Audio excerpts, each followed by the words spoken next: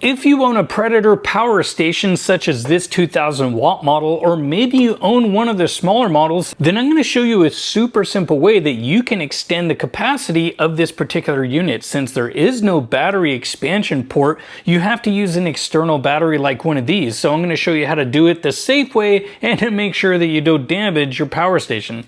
Now you can use any battery you want, but we're going to be using these litime batteries today. These are smart batteries. They have a Bluetooth app. You can see how much input is going into them. You can also see the output within the app, which makes these kind of a cool item to use because you also have more data that you can see as far as what the charge state is without having to get a voltmeter out and more. And after you get done with this, you simply just flip this switch. And this is where you're going to see the power station now start powering up, and you're going to see power going into it. So it's going to start charging it. And you can still use this with no interruptions because it's DC power going in. Basically, these batteries, all they are is simulated or fake solar. So let me show you how this works so you can do it safely. That way you don't damage your power station. And again, this will work with all of the Predator power stations that you have as long as you follow this simple rule. Now, as we look at the back of the power station, you can see it says DC 12 to 50 volts, 800 watts max.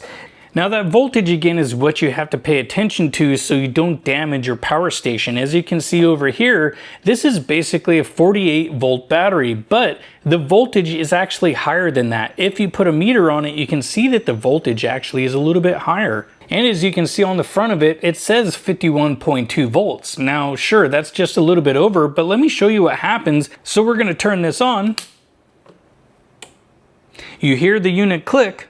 Now you can see it starts working, but this is something you typically don't want to do because if you look at our voltage, it's around 52 to 53 volts. And if I started charging this with, say, solar, which is how you would charge this battery up while using this one because you're now using your solar input, the voltage on this battery is going to go up higher, which means then you will overvolt this, possibly causing damage. Now, all power stations have a overvoltage protection, but it's usually not very much. About 3 to 5 volts is about where you get to where it'll throw the warning.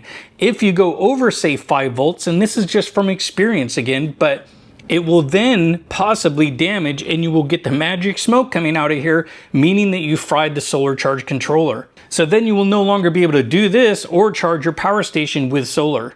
So even though this is working, I really don't recommend using a 48 volt battery unless you're experienced and you know what you're doing. When your charge voltage limit is again at that 50 volts, you should move on down to a battery like this one, basically a 36 volt battery. Now, even though this is a 36 volt battery, its resting voltage is actually higher. As you can see on the front of this, it says 38.4 volts, and during this test right now, it's actually running a little over 39 volts. And this Predator power station has a max input wattage of 800 watts from solar at 25 amps or that 50 volts. It can actually still charge off of this battery at the full 800 watts. Now, as far as how many watts are going into this from the battery, you can't control it. There are no settings. It's basically on or off. So this battery is going to continue charging up the power station until this battery is dead. So if you wanted to control it, this actually has a feature within the app where you can turn it off, or you can add a small little breaker such as this one. You just simply flip it, then it cuts the power to the unit, and then it's going to stop charging, so you can maybe save this. And again, the way that you're going to charge these types of batteries, because again, you're no longer able to use the solar input here, you now have to add your solar to this battery. Now, let's just say you already have some batteries at home. Maybe you have a 24 volt or a 12 volt battery. And so now we have a 24 volt battery and also a 12 volt battery. And by using this 24 volt battery, you can see that we're still getting 620 watts of charging, which is close to maximum. And again, because this unit can pull up to 25 amps, if you're doing this setup, you're going to want to use at least a 10 gauge wire. That usually does pretty well for just about anybody out there doing a setup like this. And then you can simply run a breaker like this if you want to, or even a fuse, and then just simply an Anderson connector. And they make jumpers online just like this one, and I'll leave it linked down below. That way you guys can buy this setup if you want to do it real simple. You don't have to do any DIY. It basically becomes a plug and play. Is all you have to do is screw on the battery terminals and then basically just plug it into the back of the power station. I'll also leave these batteries linked down below because I do like the litime ones. They've served me well. I get a lot of positive feedback from other viewers and even just people that I see out on the road. They'll actually have these installed in their RVs. So most of the time when I recommend a battery, this is one of the brands I do tend to recommend. And now with it hooked up to the 12-volt battery, you can see the input is actually pretty low. It's only barely 120 watts.